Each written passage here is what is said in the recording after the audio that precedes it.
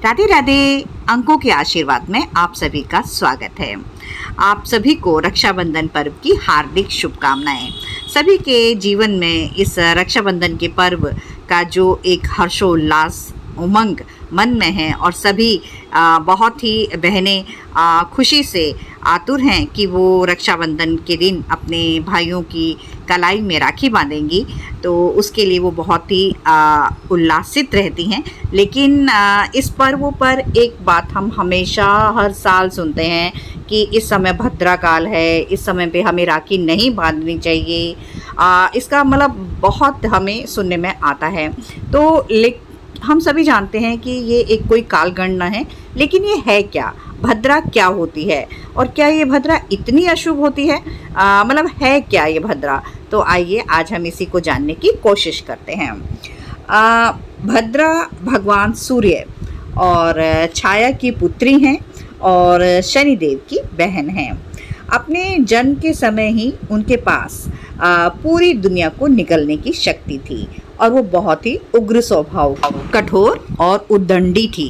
हालांकि भद्रा का जन्म राक्षसों के वध के लिए ही हुआ था, लेकिन ये भद्रा यज्ञों में विघ्न बाधाएं करने लग गई, सबको पीड़ा पहुंचाने लगी और इस तरह से जो सूर्य भगवान थे, सूर्य नारायण, उन्हें बहुत चिंता हुई और वो सभी देवताओं से उन्होंने प्रार्थना की कि वो भद्रा का वरण कर लें, लेकिन कोई भी तैयार नहीं हुआ। तो सूर्य भगवान ब्रह्मा जी के पास गए और उन्होंने ब्रह्मा जी से कहा कि इसके लिए क्या करना चाहिए, क्योंकि भद्रा तो बहुत ही उद्दंडी हैं, तो इस और सभी को परेशान कर रही हैं। तो ब्रह्मा जी ने भद्रा से कहा कि तुम भद्रा, तुम एक जो हमारे हिंदू पंचांग में जो 5 अंग होते हैं, तो उन्हीं के एक जो करण होते हैं, तो वो तिथि के आधे भाग को करण कहते हैं और उसमें 11 तरह के करण होते हैं, जर और अजर। तो उसमें जो 7वां करण जो होता है वो विष्टि नाम का एक करण होता है।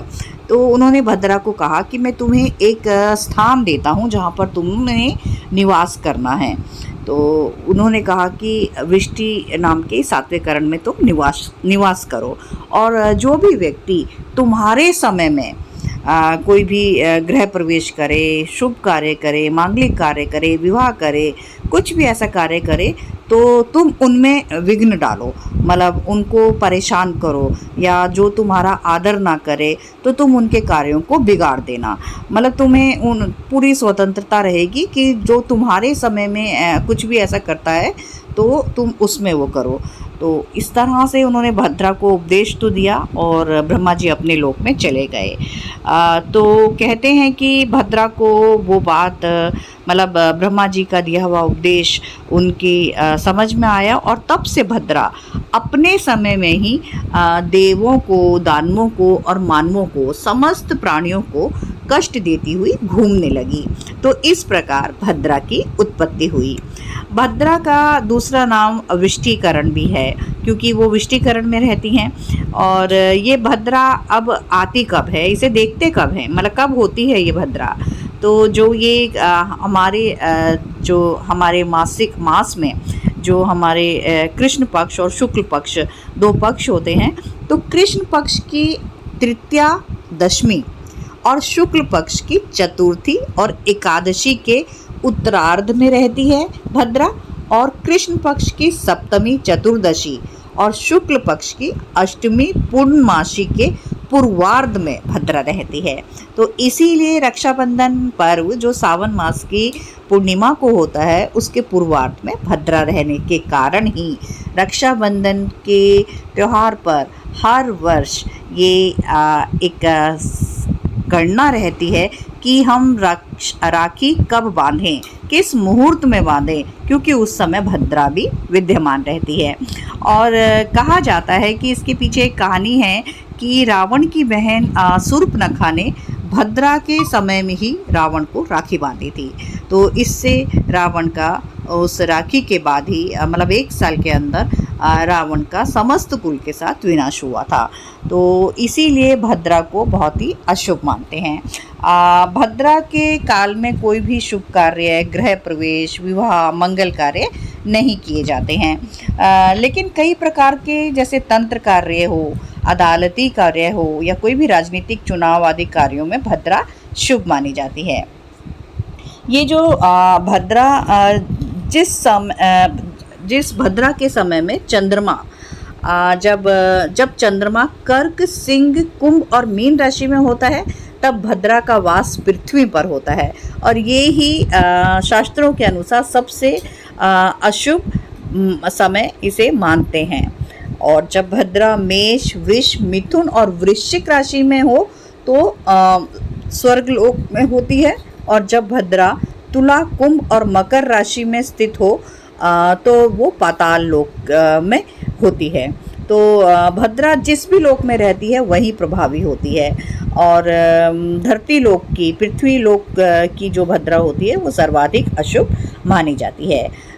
भद्रा का जो विवाह था वो कहा जाता है कि भगवान श्री कृष्ण के साथ हुआ था और ये जो भद्रा जो है हमारे हिंदू पंचांग में किसी भी शुभ कार्य से पहले भद्रा का विचार करना बहुत ही ज़्यादा ज़रूरी होता है क्योंकि इस काल में कोई भी शुभ कार्य नहीं किया जाता है और जो भी कार्य इस भद्रा काल में शुरू या ख़त्म होता है उसे अशुभ माना जाता है।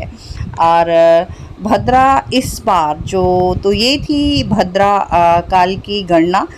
भद्रा क्या है आप सभी मतलब जान गए होंगे और ये कब होती है ये भी हमने देखा और किस तरह से कौन सी राशियों में जब होती है, जब ये धरती पृथ्वी लोक में घूमती रहती है मतलब भद्रा। और भद्रा जो है सभी मंगल कार्यों के लिए अशुभ मानी जाती है सदा ही। तो इसलिए इसकी रक्षाबंधन काल में भद्रा का विचार करना बहुत ही ज़रूरी होता है।